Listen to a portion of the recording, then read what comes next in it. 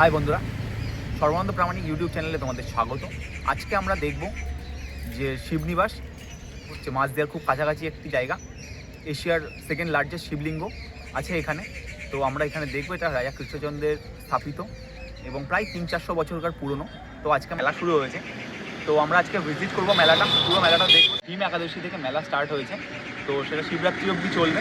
তো আমরা মেলার পুরোটা দেখবো আজকে। চলো দেখা যাক, মেলা এবং মন্দির পুরোটা ভিজিট করবো, শিব ঠাকুরটাও দেখবো। চলো তোমাদের দেখাই।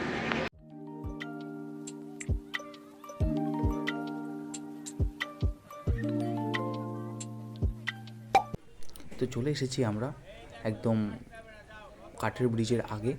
এখানে তোমাদের টিকিট কাটতে হবে 3 টাকা করে প্রতিজন মাথা পিছু। আর এখন আমরা চলেছি কাঠের ব্রিজ, যেটা অনেক পুরনো ব্রিজ এবং নতুন করে আবার ঠিকঠাক করা হয়েছে। এই নদীটা চূর্ণী নদী। তো এটাকেই উপর দিয়েই ধরো বাঁশের তা কাঠের সমস্ত রেলিং দিয়ে তৈরি করা ব্রিজটা।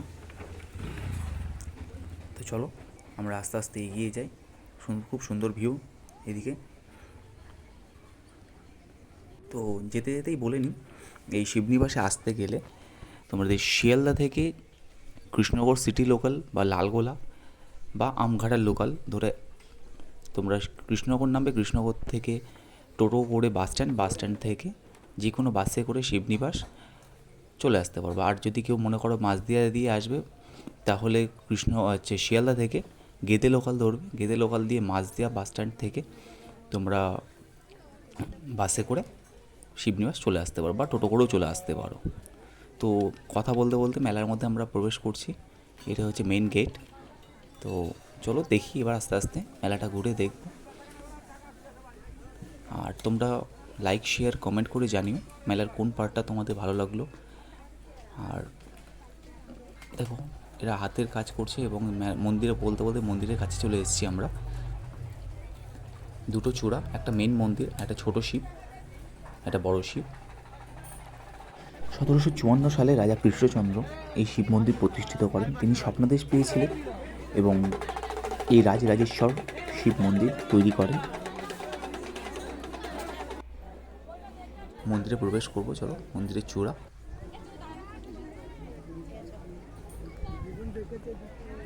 তো এখন ভিড়টা কম আছে, যেহেতু বিকেলের টাইমে, ওই জন্য মন্দিরে ভিড়টা কম।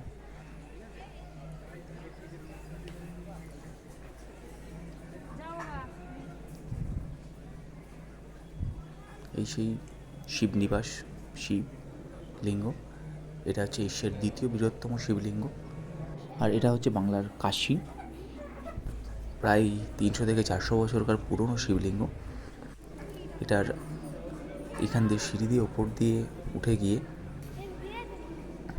জল ঢালে। শ্রাবণ মাসে হোক, চৈত্র মাসে হোক, সমস্ত ভক্তরা এখানে এসে ওপরে উঠে গিয়ে আবার মাথায় জল দেয়।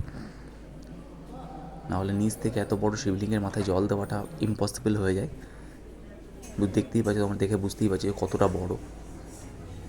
সিঁড়ি না হলে ইম্পসিবল ওপর দিয়ে ওঠাটা। আর এরপরে দেখো শিবলিঙ্গের নিচে অনেক ছোটো ছোটো শিব ঠাকুর আছে।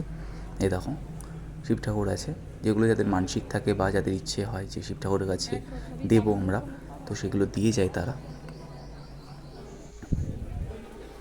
তো মন্দির ঘুরে টুরে এসে আমরা বেরিয়ে চলে আসলাম বাইরে। এগুলো হচ্ছে খই, মাইলোর খই যেটাকে বলে। এই মেলাতে প্রচুর দেখতে পাবে। চলো সামনে এগিয়ে যাব, তখন দেখতে পাবো যে মাইলোর খই মানে মোটামুটি অ্যাভারেজ অনেক দোকানেই ভাজে এবং লাইন দিয়ে ভাজে পরপর সবাই। এটা হচ্ছে ছোটো শিব মন্দির। তো চলো দেখে নিই ছোটো শিবলিঙ্গটা কীরকম। এটাও সাইজে অনেকটাই বড়, ছোটো বললে ভুল হবে, আগের তুলনায় ছোটো এটা।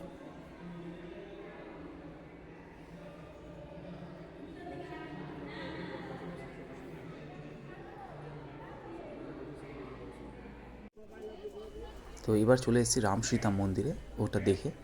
তো রাম সীতা মন্দিরটা ছবি তুলতে দেয় না বা ভিডিও করতে দেয় না, সেই কারণে ভিডিও করতে পারিনি।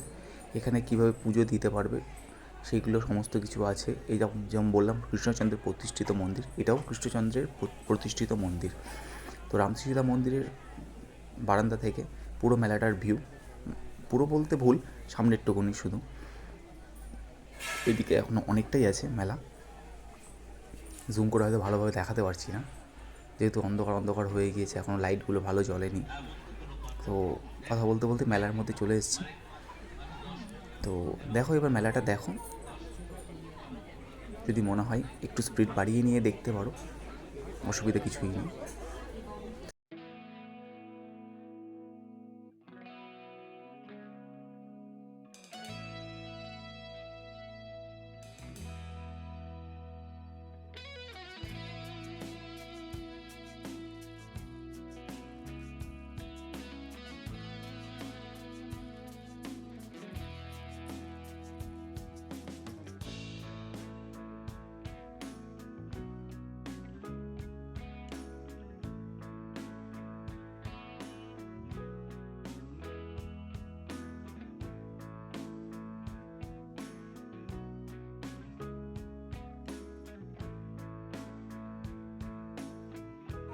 তো মেলা দেখতে দেখতে যেমনটা তোমাদের বললাম, অনেক খইয়ের দোকান দেখতে পাবো। এই দেখো, সেই খইয়ের দোকানের কাছে চলে এসেছি। প্রচুর মানুষ যারা এখানে এসে তাদের খইয়ের বিজনেসটা করে এবং তারা পুরো সারি দিয়ে একই লাইনে বসে, কিছু কিছু আলাদা আলাদা জায়গায় বসে, কিন্তু বেশিরভাগটা একই লাইনে দিয়ে বসে।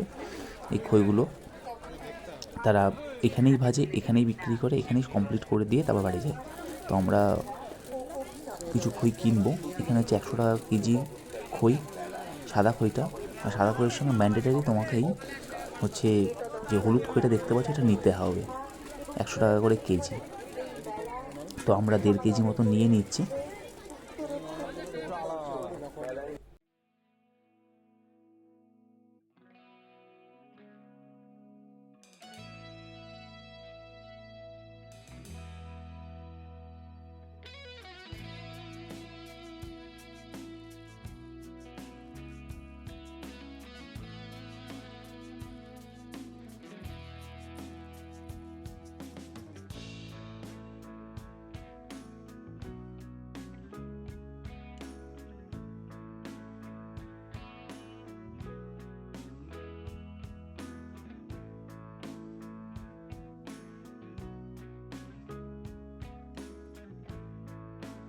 তো এবছরের মতো মেলা ঘোরা কমপ্লিট। তো আমরা বাইরের এক্সিট পথ যে রাস্তা দিয়ে এসেছিলাম সেই রাস্তা দিয়েই বেরিয়ে যাচ্ছি। তো রামসীতা মন্দিরের সামনে দিয়ে তোমাদের যেরকম এসেছিলাম সেরকমভাবেই চলে যাব, কাঠের ব্রিজের ওপর দিয়েই আবার চলে যাবো। এই তখন নিয়ে নিয়েছি 500 করে, 500 করে 3 জায়গায় নিয়েছি, 1.5 কেজি টোটাল। এই যে, তো চলো নেক্সট ইয়ার আবার যাব। তো এই বছরের মতো এখানেই কমপ্লিট।